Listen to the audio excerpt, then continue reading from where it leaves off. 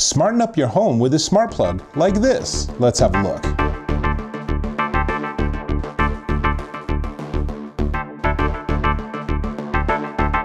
Dave Taylor here, and I'm looking at this. This is the Esicoo Smart Plug Mini Outlet JSM-WF02, though on the unit and on the box it actually says it's Amisen. So maybe those are two different company names from which you can get the same product. Now, this is a pretty basic commodity at this point. It's a smart plug that works with Amazon and Google, and that's great. And so then the question becomes things like, does it actually take over both power outlets when you plug it in, and how easy is it to work with? So let's have a look at this one. But before we go any further, let me give you some specs. It works with 100 to 125 volts at 60 hertz and 1800 watts, and your maximum amperage on this is 15 amps. So you cannot plug in something super heavy duty that's going to pull a lot of amps, because this might not support it. Now, one thing I like is it does have a plug or a switch on the side. It lets you turn it on and off, and there's a little indicator to show you that it's actually live on your Wi-Fi network. But instead of talking about it, let me show you. So, happen to have a handy 3-prong extension cord. So we'll plug it in, and you can see, let's see, there's the green light is starting to blink as it's getting onto the Wi-Fi network. And then what I'm going to do is I'm actually going to go ahead and plug in these lights. Now, I've named it basement because that's ultimately where it's going to go, but it doesn't really matter what I have plugged in and where it is, right? So let's see if it's ready to work. So, hey Google, turn on basement. You got it, turning on the basement. So there you go, super easy. Now, it could also work with my Alexa system, but I'm choosing to use Google instead, just to sort of mix it up a bit. And this is like a first generation Google Home unit. Still works fine, still gives me access to the huge world of Google.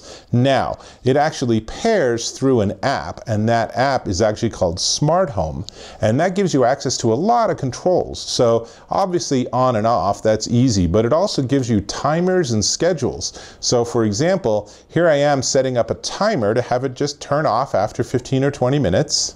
And then here, this is actually a schedule. And the schedule's a little clumsy because you can't schedule an on and then a certain amount of time later an off. That ends up being two discrete schedule events, but you can repeat them. So you can, every single night at 5 p.m. have a light turn on, and every single night at 10 p.m. have it turn off if that's what you want. All of that's pretty easy to do. And then you go into the Google Home or the Amazon Alexa app, and you actually pair this with the skill, and that's easy to do. Now, let me tell you though, on the flip side, is I opened up this box, right? It would have been the world's least exciting unboxing because there is nothing, literally nothing in the box other than the plug itself. There are no instructions. There wasn't even a card that says, here's how to get started. So the company actually had sent me an email after I bought this on Amazon, but seriously, that's pretty clumsy. So luckily, I knew how to do this from all the other smart plugs I've worked with. Hey Google, turn off basement. Okay, turning the basement off. Maybe I look a little less orange now.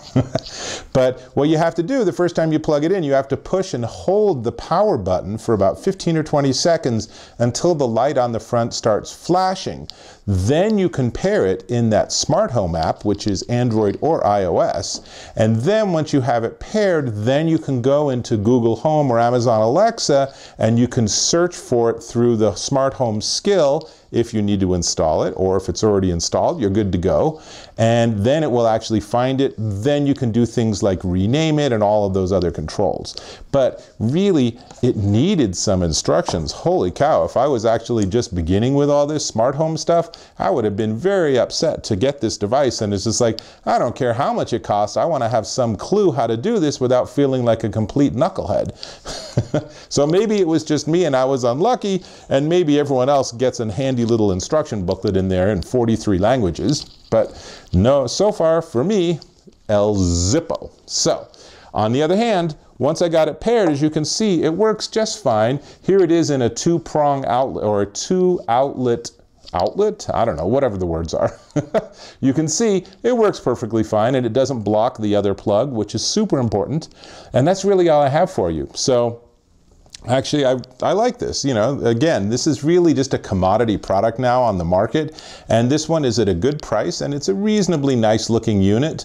There are smaller ones that are circular, but the circular ones I find tend to eat up that second plug on the outlet, so that's a little annoying. So having this be supporting two or another plug gone directly into the wall is definitely a win. So this is the Esicoo Smart Plug, but before I tell you how much it costs, and I think you'll be surprised at how little it costs, let me ask if you can click on that subscribe button and subscribe to my channel. Really appreciate when you do that. Very much appreciated. So now, this, well, let's, I guess, make it a little more visible. This is the Esicoo Smart Plug Mini Outlet, and it will cost you, ready for this? $15.59 at Amazon.com.